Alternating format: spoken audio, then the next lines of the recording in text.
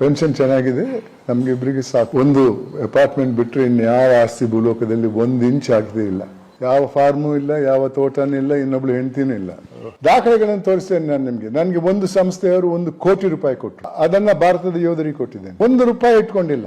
ಇಲ್ಲದ್ರೆ ನನ್ನಲ್ಲಿ ಒಂದಿಷ್ಟು ನ್ಯೂನ್ಯತೆ ಇದ್ರೆ ನನ್ನ ಬಟ್ಟೆ ಬಿಚ್ಚಿ ಬೀದಿಯಲ್ಲಿ ಎಳಿತಾ ಇದ್ರು. ಬಳ್ಳಾರಿಯಿಂದ ಅಂಕೋಲಕ್ಕೆ ಹೋಗುವ ದಾರಿಯಲ್ಲಿ 90 ಲಾರಿ ಒಂದು ರಾತ್ರಿ.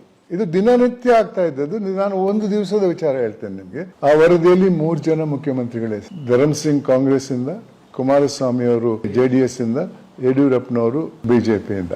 ಒಬ್ಬರಿಗೂ ಶಿಕ್ಷೆ ಆಗಿಲ್ಲ. ಇವತ್ತೇನಾಗಿದೆ, ಜೈಲಿಗೆ ಹೋಗಿ ಜಾಮೀನು ತಗೊಂಡು ಬರುವಂತಹ ವ್ಯಕ್ತಿಗಳನ್ನ ಸ್ವಾಗತ ಮಾಡಕ್ಕೆ ಏರ್ಪೋರ್ಟ್ಗೆ ಹೋಗ್ತಾರಲ್ಲ 100 ಜನ. ಜೈಲಿಗೆ ಹೋದವರನ್ನ ಯಾಕ್ರಿ ನೀವು ಸ್ವಾಗತ ಮಾಡಕ್ಕೆ ಹೋಗ್ತೀರ ಅಂತ ಕೇಳಿದ್ರೆ ಅವ್ರು ಹೇಳುದು, ಏನ್ ಸರ್ ಅವ್ರೊಬ್ರೇನ ಜೈಲಿಗೆ ಹೋದದ್ದು, ಮಹಾತ್ಮ ಗಾಂಧಿ ಅವರು ಹೋಗಿಲ್ಲ ಅಂತಾರೆ. ಪ್ರಾಮಾಣಿಕರಿಗೆ ಯಾವ ಬೆಲೆನೂ ಇಲ್ಲ. ಪ್ರಾಮಾಣಿಕರ ಬಗ್ಗೆ ಮಾತಾಡದೆ ಬಿಡ್ರಿ, ಅವನು ಹುಚ್ಚ, ಅವನು ತಿನ್ನಲ್ಲ, ಇನ್ನೊಬ್ಬನಿಗೂ ತಿನ್ನಕ್ಕೆ ಬಿಡಲ್ಲ ಅನ್ನೋ ಮಾತು ಸರ್ವಸಾಧಾರಣವಾದದ್ದು. ಇವತ್ತು 5 ಗ್ಯಾರಂಟಿ ಕೊಟ್ಟಿದ್ದಾರಲ್ಲ. ನಮ್ಮ ಪಕ್ಕದ 2 ರಾಜ್ಯಗಳನ್ನು ನೋಡಿ ಏನಾಯ್ತು ಈಗ ಪರಿಸ್ಥಿತಿ. ಪಾಕಿಸ್ತಾನದಲ್ಲಿ ಏನಾಗ್ತಾ ಇದೆ ಇವತ್ತು. ಸರ್ಕಾರದ ಜವಾಬ್ದಾರಿ ಒಳ್ಳೆ ವಿದ್ಯೆ ಕೊಡಿಸುದು, ಒಳ್ಳೆ ಆರೋಗ್ಯ ಕೊಡಿಸುದು, ಎಂಪ್ಲಾಯ್ಮೆಂಟ್ ಜಾಸ್ತಿ ಮಾಡಿ ಅವ್ರು ಮಾಡಿದ್ವಿ ಕೆಲಸ ಮಾಡಿ ನಿಮ್ಗೆ ಕೊಡ್ತೇವೆ ಅಂತ ಹೇಳುದು.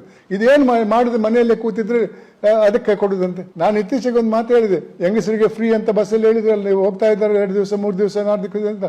1 ದಿವಸ ಅವ್ರು ಹಿಂದೆ ಬರುವಾಗ ಗಂಡಸು ಮನೆಯಲ್ಲಿ ಇರಲ್ಲ. ಇದೆಲ್ಲ ಬರೀ ಒಂದು ಚುನಾವಣೆಗಾಗಿ